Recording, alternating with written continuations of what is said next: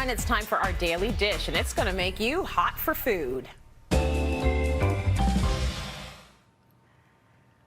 I am with Lauren Toyota now. And Lauren, you have a massive online following with your YouTube channel, Hot for Food, and you just published your second cookbook, Hot for Food All Day. Congrats on that.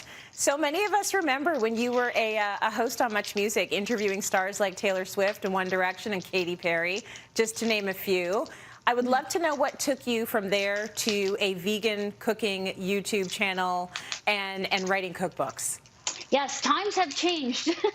I started going vegan while I was on television, but I kind of kept it a secret, and I was sort of doing a blog as a side hustle, but I just doing it for fun. And then when the time came to kind of transition out of TV, you know, there wasn't as many opportunities. I just decided to hit the ground running doing this full time, and it's worked out very well. I really love what I'm doing and sharing this message. Oh my gosh, we love that you're doing it too. So you're going to make a dish for us from Hot for Food All Day, Brussels sprouts pasta. How do we start? I can hear it popping already. Yeah.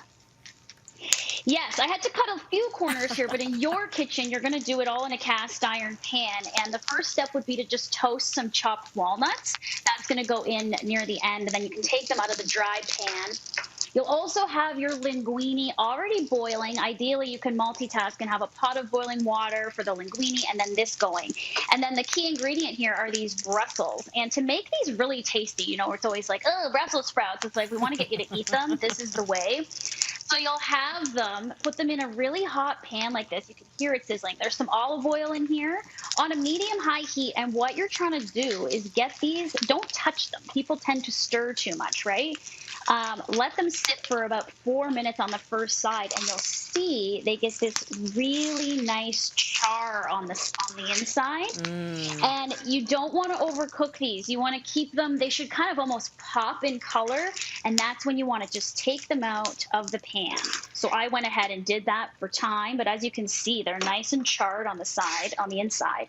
And this gives them like a really buttery flavor. Brussels sprouts are super delicious when they're cooked, I guess, properly or right. So this is the way to do it. Now, just make sure your pan's not too hot here, but we are going to just get the base of this sauce going, and it's very simple. I'm going to put shallots in the pan here, and garlic, of course.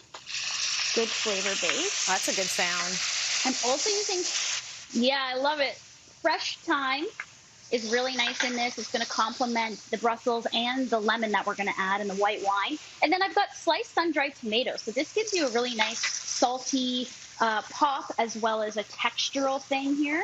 And it's a nice change from having sort of juicy, watery tomato sauce, you know. So you'll saute this for a few minutes as well. If your pan looks too dry, you can just add a little bit more of the olive oil. So this will saute for a few minutes, and then this is also optional. I'm adding dry white wine. This just makes that sauce a little fancier, a little richer. So you'll want to just cook that down for a few minutes. You could put some vegetable stock in here if you'd prefer not to use wine, but it's just 1/3 of a cup. So if you're drinking a glass while you're cooking, it's just a little splash. And then cook that down. And then to add to this, it's coming together very quick. Meanwhile, your linguine is almost ready to come into the pan as well. So here's the last bit of our flavor boosters. Nutritional yeast, Tracy. Love that nutritional yeast. Okay, I'm adding some lemon zest and lemon juice as well. That's really going to brighten things up. And then while your linguine was boiling and it's almost ready, I always reserve the pasta water. This is key, right? It helps bring everything together, coat the pasta really well just at the end, and reserve more than you need. Just add a little bit into this pan while you're simmering the sauce down.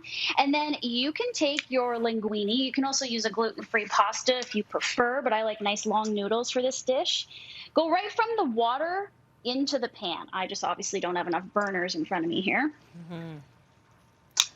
Put those noodles in there.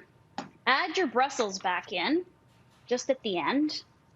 And then toss this all together. If you needed to lower the heat at any point, just so you're not burning anything, do that. And this just comes together, again, with that starchy pasta water.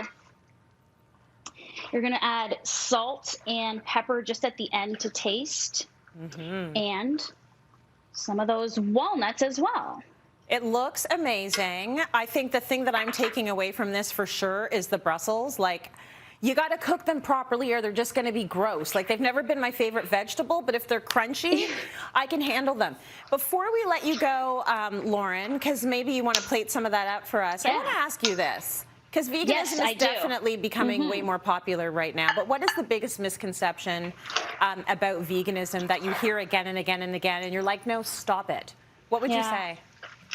Yeah, I think it's that people think they need to compromise on the foods that they love. Like, here we are loading up a nice big plate of pasta that's got fresh vegetables in it. It has the nutrition packed into it. And, you know, this is just a good meal. Despite it being plant-based, it's a great, you know, meal for a weeknight that comes together really, really quick.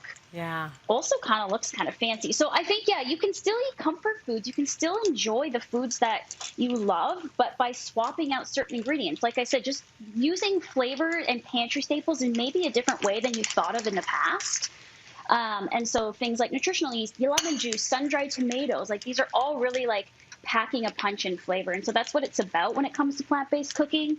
But yeah, you're not going to miss out on anything. I'm just adding a little bit of grated vegan Parmesan. This stuff is amazing. You can buy it in the store now. And I have one already finished. And here's our little plate. Salt and pepper. Done. Looks great, Lauren, and it's just nice to see you. It's nice to see you and to celebrate your latest cookbook. Thank you for that. Her latest cookbook. Thanks for having me. Yes, always, is of course called Hot for Food All Day. It's out now, and that recipe is up on our website, cityline.tv.